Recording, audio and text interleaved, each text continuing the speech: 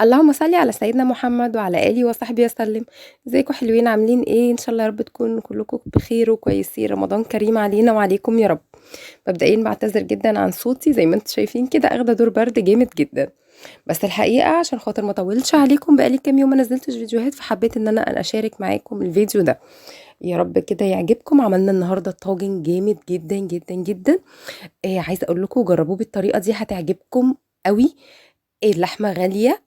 أي نعم، اللحمة غالية، بس احنا عملنا وصفات اقتصادية كتير جدا، والنهاردة حبيت بقى أخرج عن الاقتصاد، مش قوي، شوية، نص نص يعني.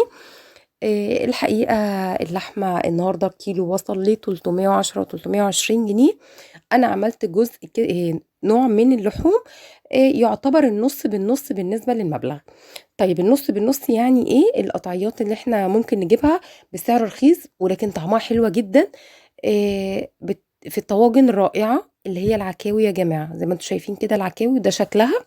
عشان برضو الناس اللي مش عارفاها، في ناس كتير تعرفها وفي ناس كتير بتحبها وعارفة أكلها، وفي ناس برضو ما بتعرفهاش وفي ناس ما بتحبهاش. كده من غير ما تجربها يعني. لا، نصيحة مني، اللي ما يعرفهاش جربيها، جربيها قبل ما تفكري تقولي انا مش بحبها او انا مش باكلها. عايزه اقول لكم دي في الطاجن بتبقى وهميه. طيب تعالوا كده نسمي بسم الله ونصلي على رسولنا الكريم ونشوف هنعمل ايه. جبت كده بصليتين، 2 بصل وسط، وكمان جبت 3 طماطميات وسط برضو. كمان معايا بقى هنا فلفل اصفر واخضر واحمر، من كل حاجه نص قرن او قرن على حسب بقى الكميه اللي انت عاملاها. تمام كده. ومعايا قرن فلفل اخضر حامي، ده هخليه زي ما هو، مش هقطعه. طيب، مبدئيا كده لو لسه اول مره بتشوفي قناتي، انا شيري ودي القناه بتاعتي. اتمنى يا رب كل وصفاتي تعجبك. اتمنى منك ان انت تحطي لي لايك للفيديو. كمان عايزاكي تدخلي تاخدي جوله كده في القناه، هتلاقي وصفات كتير جدا هتعجبك. منتظره كومنتاتكم، منتظره لايكاتكم يا جماعه، الموضوع ده بيفرحني جدا. طيب تعالوا هنا بقى، جينا كده نقلنا على البوتاجاز بتاعنا وجبت حله سخنه، حطيت فيها مع شويه كده من الزيت، وحطيت 3 4 فصوص من المستكه، يا دوبك تسيح بس في الماده الدهنيه بتاعتي، وبدات انزل بالعكاوي بتاعتي عشان اديها صدمه. اديها صدمه يعني ايه؟ هشوحها تشويحه كده في معلقتين الزيت السخنين، علشان انا محتاجه بس المسام بتاعتها تقفل معايا، علشان في التسويه تبقى كويسه وما تاخدش وقت ويعني تنجز معاكي كده. تمام. الخطوه دي بتبقى مهمه قوي في تسويه اللحوم يا جماعه. كويس. هشوح بقى كده على قد ما اقدر، هشوحها من جميع الجهات. اولا العكاوي دي يا جماعه، بالنسبه للناس اللي عارفاها طبعا مش هقدر اوصفها لكم، الناس اللي مش عارفاها، دي بيبقى عباره عن لحم وعظم الاتنين مع بعض. تمام. يعني بيبقى فيها جزء من العظم كتير، عظم ولحم الاتنين مع بعض.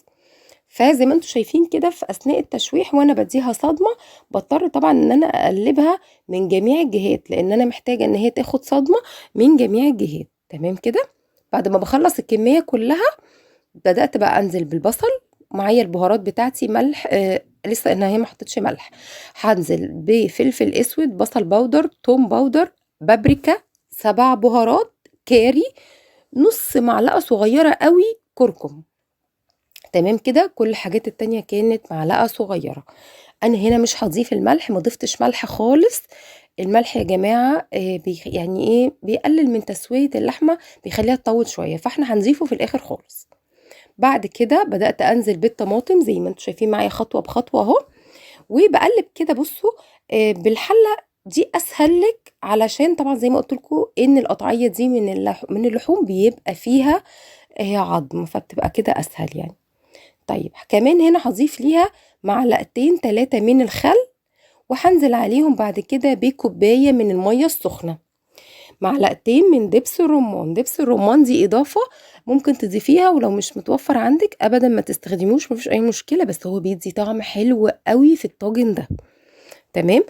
خدوا بالكم البهارات دي مش حاجة يعني أساسية، النوع اللي انت بتحبيه استخدميه. في الآخر خالص نزلت كده ب2 بطاطساية وسط، مقطعاهم كده مكعبات. مكعبات تكون ايه؟ كبيرة شوية. ونزلت بالفلفل الالوان اللي انا حطيته. قرن الفلفل الحامي انا سايباه زي ما هو وما ضفتهوش، وهقول لكم دلوقتي احنا هنعمل بيه ايه. هنا بقى هحطها تغلي غلوة على النار. اخدين بالكم ضفت الملح امتى؟ ضفت الملح في الاخر خالص، وحطيت كمان رشه من جوز الطيب في الاخر خالص يا جماعه. حلو، عشان جوز الطيب برضو طعمها وريحتها ما تروحش، تبقى الريحه قويه معاكم. بعد ما اخدت الغلوه دي هبتدي احطها بقى في طاجن. يا سلام بقى لو الطاجن بتاعك يكون سخن.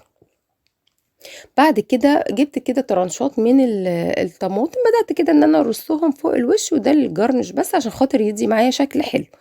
ده مش ضروري ابدا، انت ممكن تزيني الطاجن بتاعك باي حاجه. وادي قرن الفلفل الحامي اللي كان فاضل معايا. ده كده شكل الطاجن بتاعي. خدي بالك البطاطس ما استوتش ولا اي حاجه، يا دوبك بس خدت غلو. هبتدي بقى اغطي هنا بورق الفويل، هغطي كويس، والفرن لازم يكون سخن جدا جدا. تدخل على اعلى درجه حراره في الفرن. هتقعد نص ساعه، بعد كده ههدي لوسط النار الوسط، يعني تقريبا هخليها على 200، وهبتدي اسيبها لغايه ما تستوي، تاخد اللون الجميل قوي اللي انتوا شايفينه ده. بجد بجد اللي مجربش العكاوي يجربها، في منتهى الجمال. انا عارفه ان في ناس كتير بتقرف منها ومش بتحبها، خطيره يا جماعه والله العظيم، وهميه. الطاجن ريحته ولا اروع ولا احلى من كده. ما تنسيش بقى تحطي لي لايك، ما تنسوش تصلي على رسولنا الكريم. وبجد بجد ما تضيعوش الشهر ده من ايديكم، الشهر ده كله عبادات، اذكروا ربنا فيه كتير. وتعالوا كده بصوا، انا عملت كده شويه رز ابيض جنبه. وهنا كان طبعا الاذان اذن، فقلت ان انا احط بقى كده شويه واجرب معاكم وادوق انا كمان. وعايزه اقول لكم ان انا يعني وانا بدوق الاكل، يعني مش قادره اقول لكم كان طعمه وهمي جميل جدا، عجبني قوي بصراحه. يعني جربوه مش هتندموا بالطريقه دي. وعايزه اقول لكم بقى ان انا كده كنت خلاص فطرت وانا واقفه معاكم وانا بصور. جربوه بألف هنا وشفا. أتمنى يا رب تكون وصفتي عجبتكم، وأسفة على صوتي، وبألف هنا وشفا.